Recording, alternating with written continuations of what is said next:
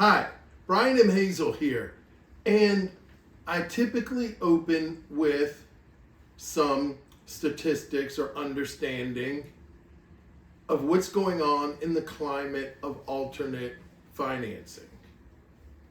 Actually, I can report that the trend is moving higher for our type of financing.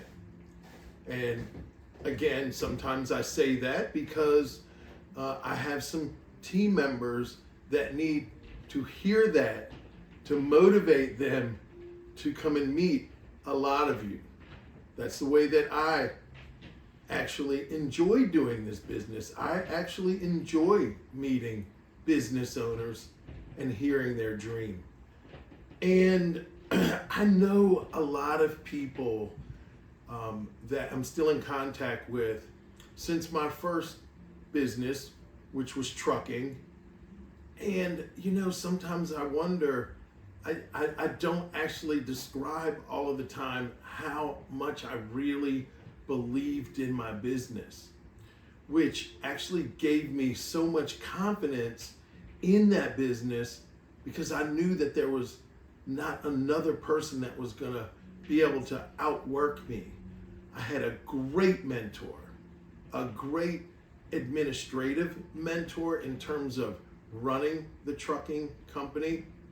So I want to say hi to you. I don't want to mention his name. And I had a great technical mentor that taught me. I started off with car hauling, that taught me every single little detail about how to do it right. It was great. So in that sense, I was really blessed with a great foundation to start. I was undercapitalized and I had too much pride to ask my parents or anyone else to help me. So I just fell back on, I will outwork anyone. And I'll give you an example.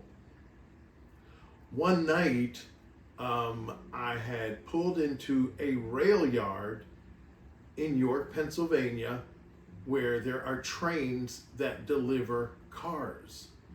Well, we had just gotten a Subaru account, which you wait and wait and wait before you can ever get something like that. I mean, Subaru, as much as you can ever take to the dealerships in your area. And I remember one night I was tired, so I took a nap and I woke up and it had been drizzling, which turned to ice.